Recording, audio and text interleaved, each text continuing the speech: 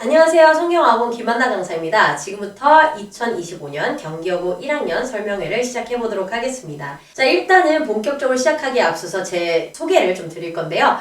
제가 조금 민망하지만 올해 저의 목표가 한나 엔젤 한젤입니다. 그래서 정말 경기여고의 성적을 만들어주고 성적을 지켜주는 수호천사. 제가 몇 년 동안 계속해서 연속으로 고1, 2를 담당을 해왔어요. 그렇기 때문에 경기여고의 어떤 장기적인 트렌드, 우리 아이들이 지금은 어떤 고민이 있고 고2 때는 어떻게 학습을 해야 되고 더 나아가서 고3 때는 어떤 식의 공부를 해야 하는지를 가장 잘 알고 있는 강사라고 볼 수 있겠죠. 거기다가 경기여고는 당연히 수능적인 부분도 중요하지만 어학적인 부분도 건드려줘야 되는 학교예요. 그런 부분에 있어서는 제가 해외 거주 10년에다가 사실 대학은 수능 정시로 진학을 한 케이스예요. 어학적인 감과 수능적 논리로 우리 아이들에게 가장 도움이 되는 수업을 제공하도록 하겠습니다. 자, 그럼 지금부터 본격적으로 시작을 해볼 건데요. 일단은 저희가 학교 내신에 대해서 말씀을 드릴 때 크게 수능형이다, 내신형이다 이렇게 나눠서 말씀을 드려요. 근데 그게 어떤 의미냐면 수능형은 말 그대로 수능에 출제되는 유형이 큰 비중을 차지하고 있을 때 이 학교는 내신이 수능형으로 나옵니다 라고 말씀을 드리고요. 그 다음에 내신형 같은 경우에는 수능에 없는 유형, 즉 영어로 영영일치 또는 추론 유형이 많이 나온다든지 어휘가 그냥 수능 어휘가 아니라 영영풀이로 나온다든지 또는 어법과 서술형이 중요하다든지 그런 식으로 출제가 된다면 이제 내신형이다 라고 말씀을 드리죠. 자, 그럼 결론부터 말씀을 드리자면 경기여고는 물론 내신 유형도 너무나 중요하지만 수능 유형도 중요하고요. 굳이 말씀을 드리자면 사실 이제 일치 추론이나 이런 부분들이 굉장히 빡빡하게 나오기 때문에 내신형 유형이 많은 비중을 차지하고 있고 중요한데 결국 수능 베이스가 없다면 풀어낼 수가 없는 시험입니다. 그래서 장기적으로 수능적인 베이스가 키워져야지 내신에서도 좋은 결과를 낼 수 있는 학교죠. 그러면 저희가 워낙에 경기여고를 아주 오랫동안 담당을 해왔기 때문에 그 경기여고의 역사에 대해서 간략하게 말씀을 드릴 건데요. 사실 2020년에는 어학적 능력이 훨씬 더 강조가 되는 시험이었어요. 물론 독해적인 부분도 필요했지만 범위 자체에 브레이킹 뉴스라는 뉴스 기사와 그 다음에 모던 패밀리라는 미드 아시죠? 그 미드 내용이 들어가는 시험이었어요. 그래서 어학적인 능력이 굉장히 중요했고 어휘도 상당히 어렵게 출제가 되었는데 2021년이 되면서 듣기가 추가되고 암기가 조금 더 중요하게 되었어요. 그리고 듣기가 추가된다는 것은 사실 같은 50분의 듣기까지 풀어야 하잖아요. 시간적 압박이 있는 시험이었습니다. 그러다 보니까 꼼꼼하게 암기해서 빠르게 정확하게 풀어내는 게 중요했고요. 2022년에는 조금 더 수능 독해가 중요해졌고 2023년에 다시 2020년과 비슷하게 돌아가는 양상을 보였습니다. 그래서 일단 2023년에는요, 독해 부교재 자체도 고2 수준으로 좀 어려운 게 선정이 되었고요. 그 다음에 뉴스 범위가 부활했습니다. 2021년 이후로는 없었던 뉴스가 다시 추가가 되었고 영영일치가 상당히 까다롭고 피곤하게 나왔어요. 자, 그래서 이 역사를 통해서 이런 역사를 거쳐오면서 2024년에는 제가 키워드 역대급 등급컷이라고 적어봤는데 그 부분은 조금 이따 다시 설명을 드리고요. 자, 일단은 2020년부터 이 경기여고를 역사를 보시면 독해력이 계속해서 중요하다는 게 보이실 겁니다.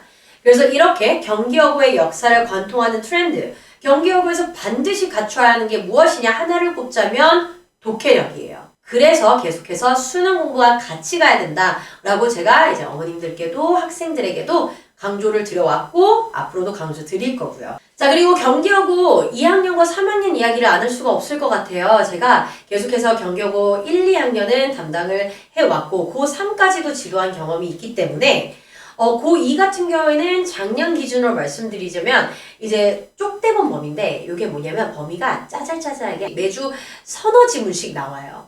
그래서 이런 식으로 쪽대본식의 범위가 결정이 되었기 때문에 범위 자체가 압도적으로 양이 많지는 않았어요. 거기다가 테드 들어갑니다. 테드 연설문 어머님들 아시죠? 플러스 영영일치 중요했고요. 꼼꼼한 이해력 중요했고요. 어휘력이 중요한 시험이었습니다. 2학기 때 가서는 100% 객관식으로 출제가 되면서 등급을 받아내기가 상당히 까다로워지기도 했고요. 근데 이거는 작년 이야기고요. 저는 그 이전의 이야기도 좀 하고 싶어요. 그래서 그 이전에는 추가되는 지문 수가 훨씬 많았습니다. 60에서 80 지문까지도 추가가 되는 시험이었고요. 이게 전부 다 고3 수준의 지문들이에요. 그래서 압도적 범위, 압도적 난이도로 확 때려버리는 학교가 경기여고 2학년이었어요. 근데 사실 이제 어느 쪽으로 갈지 모릅니다. 근데 기본적으로 쉽지 않고요. 독해력 중요하다라고 말씀드리고 싶고, 이 이전의 범위가 많은 트렌드가 고3까지도 이어지죠. 그래서 고2 때는 독해력이 곧 경쟁력이 되고 고3까지도 보시면 100% 객관식에 헤드가 있다는 게 특이점이긴 하지만 추가 지문 무려 60개, 수특 영어 그리고 수특 영어 독해 선정되어서 이렇게 추가가 되었습니다. 그래서 결국에는 고1, 2, 3까지 기존의 큰 트렌드, 독해가 중요하다, 어휘가 중요하다라는 트렌드가 유지가 되기 때문에 경기여고 같은 경우에는 내신을 열심히 하면 수능 베이스를 잡을 수 있는 학교고요.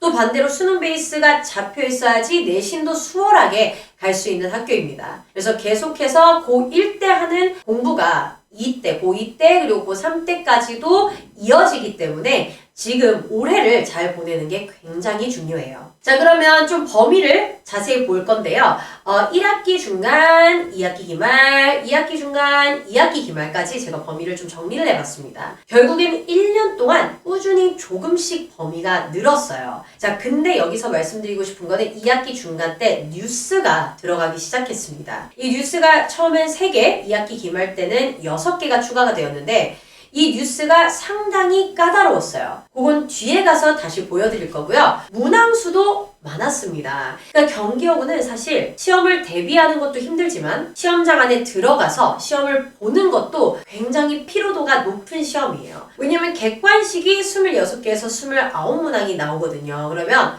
29개면 상당히 많아요. 상당히 많은데다가 아까 말씀드린 것처럼 영영일치, 기출도 보여드릴 건데 영영일치 문항이 많은 비중을 차지하고 있어서 읽을 게 너무 많습니다. 피곤해요. 거기다가 서술형도 6개에서 9개 출제된다라고 말씀드렸지만 경기여고는 어떤 트릭을 걸어놨냐면 서술형 1-1번 있고요. 1-2번 있고요. 1-3번 있습니다. 4-1번 있고요. 4-2번 있고 4-3번 있습니다. 그게 어떤 의미냐면 그렇게 영작을 하는 것도 하나의 서술형에서 2개, 3개 영작을 시키다 보면 결국에는 거의 이제 11개, 14개 혹은 그 이상의 문항수가 된다는 거죠. 그래서 우리 아이들이 이런 부분에 대해서 대비를 하기 위해서는 실전 연습도 중요할 거고요. 어떤 두려움을 없애고 자신감 있게 문제를 풀어낼 수 있는 훈련도 내신 기간 때 행해줘야 해요. 자, 그러면 제가 뉴스가 굉장히 어려웠다라고 말씀을 드렸는데 그 뉴스의 특이점 소재만 보도록 하겠습니다. 일단 바이링구어 이중 언어 나왔죠? 그 다음에 코로나 치료에 대한 뉴스가 있었습니다. 그리고 에피제네틱스 후생 유전이죠. 후생 유전학이 나와요. 유전학이. 그 다음에 트랜스 휴머니즘까지. 너무 골치 아프고 사실은 우리말로 번역을 해놔도 이게 무슨 내용이지? 힘들 수 있는 그런 소재들이 나왔어요. 그래서 저도 개인적으로 가르치면서 공부를 굉장히 많이 하고 들어갔는데요. 이런 식으로 어려운 소재들의 어려운 뉴스가 나왔기 때문에 기본적으로 담겨져 있는 어휘도 어려웠습니다. 그래서 어휘력이 필요한 시험이었고 다시 독해력 그리고 지문을 제대로 이해할 수 있는 이해력 그러니까 제 역할은 내용 설명도 굉장히 많이 해줘야 되는 거죠. 그 다음에 어학적 능력까지 필요한 그런 시험이었어요. 자, 그 다음에 요거는 제가 학생이랑 나눈 카톡을 좀 보여드리고 있는데 이게 결국에 어떤 의미냐면 지금 범위가 한두 지문, 서너 지문씩 조금씩 결정되는 게 보이시죠? 그래서 한 주에 범위가 그때그때 나오기 때문에 계속해서 아이들과 컨택을 하면서 계속해서 범위가 어디니, 몇 번 하면 되니, 이번 주는 뭐 하면 되니 이걸 계속해서 물어봐야 하는 그런 학교입니다. 저도 너무 힘들었고요. 자, 근데 저희가 이렇게까지 하는 이유는 결국 학원과 강사의 관심과 정성을 통해서 아이들이 편해지기 때문이에요. 사실 학원 입장에서는 범위가 전부 다 결정됐을 때 막판에 1, 2주에 몰아쳐도 상관은 없습니다. 근데 그러면 아이들이 공부를 못하고 아이들의 성적이 나오지 않겠죠. 그래서 학생 편의적인 시각에서 진도 분배를 하고 또 그때그때 맞춰서 자료가 나가기 위해서는 저희가 조금 더 고생할 수밖에 없는 것 같아요. 그래서 이런 식으로 매주 범위를 얻어내서 그때그때 진도를 나갔고요. 그 다음에 자료 같은 경우에도 뒤에 다시 보시겠지만 우리 아이들이 이런 식으로 범위가 결정이 되기 때문에 본인도 본인의 범위를 몰라요. 그렇다면 이거를 잘 정리해서 아이들이 보기 편하게 워크북이든 또는 나중에 들고 다닐 수 있는 소책자든 그런 형태로 정리해 주는 게 저희 역할이죠. 그래서 제가 작년에 정말 느꼈던 거는 경기여고는 학원의 역할이 정말 큰 학교다. 그래서 학원에서 어떤 수업을, 어떤 관리를, 어떤 자료를 어떻게 나가냐에 따라서 아이들이 크게 좌우될 수 있겠다라는 거를 뼈저리게 느꼈습니다. 그래서 그런 부분을 굉장히 잘 인식하고 고민하고 있습니다. 자, 그럼 작년에 전설적인 등급컷 76점으로 이야기를 이제 작년 성적 이야기를 좀 해드릴 건데 76점이 1학기 중간고사의 1등급 컷이었어요. 그러니까 9등급 기준으로 1등급이니까 상위 4%인 거죠. 물론 그 이후에는 난이도 조정이 어느 정도는 되었습니다만 그래도 평균이 50점 내인 상당히 어려운 시험들이었어요. 자, 그래서 왜 그렇게 어렵고 왜 그렇게 아이들이 힘들었는지를 기출 문제를 통해서 보여드릴 건데 이게 바로 그 악명 높은 1학기 중간고사 시험지입니다. 보시면 영작 굉장히 길게 나오고요. 근데 주어지는 단어 개수는 많지 않다는 게 보이시죠? 이것도 마찬가지로 영작 굉장히 22개에서 25개의 단어로 영작을 하되 주어진 단어는 한 6개밖에 안 되죠. 근데 이게 사실은 변형이 되진 않았기 때문에 우리 아이들이 달달달달 외우면 쓸 수는 있어요. 그치만 달달달달 이 많은 범위로 외운다는 게 쉬운 일이 아니죠. 그래서 이때 아이들이 굉장히 힘들어했고 다행히 그 이후에는 조금 짧아진 게 보이시죠? 여전히 주어지는 단어의 개수는 많지 않지만 조금 더 짧아졌고요. 근데 대신에 요약문 완성으로도 출제가 되었기 때문에 독해력이 굉장히 필요한 그런 학교였습니다. 자, 그 다음에 이것도 마찬가지로 요약문인데요. 여기 보시면 조건에 따라서 이 글을 읽고 글의 핵심적이고 중요한 내용이 뭔지를 파악해서 요약문을 완성하는 문제였어요. 그래서 우리 아이들이 계속해서 이제 어떤 부분을 집중적으로 공부를 했냐면 독해, 어휘, 그리고 이런 문제들을 실제로 풀어봐야 풀 수 있겠죠? 문제 풀이 연습도 많이 시켰습니다. 자, 그래서 이런 암기와 활용력이 필요한 시험이었고요. 암기는 사실은 경기여고는 전체적으로 전부 다 외운다기보다는 통문장이라기보다는 필요한 부분을 제대로 외우는 게 중요해요. 그렇다면 필요한 부분을 제대로 짚어줄 수 있는 강사진이 중요하겠죠? 그 역할을 저희가 하고 있습니다. 자, 그 다음에 요 단어들이 이제 작년 2학기 기말고사 때 시험지에 나온 단어들이에요. 범위에 포함이 되었던 단어들도 있고요. 그 다음에 포함되지 않았던 선지에 출제된 단어들도 제가 전부 다 모아봤습니다. 상당히 난이도가 높죠? 그래서 뉴스 자체에 실린 이제 단어들 자체가 굉장히 어렵기 때문에 이런 식으로 출제가 되는데 단어만 알고 있다고 문제를 푸는 건 아니잖아요. 선지를 읽어내고 이거 이제 선지가 옳다 그르다에 대한 판단까지 되어야지 문제를 풀 수 있고 점수를 가져갈 수 있습니다. 그래서 보시면 지금 선지가 굉장히 많아요. 지금 A부터 옆에까지 넘어가잖아요. 이걸 전부 다 읽어야 하기 때문에 아까 말씀드린 것처럼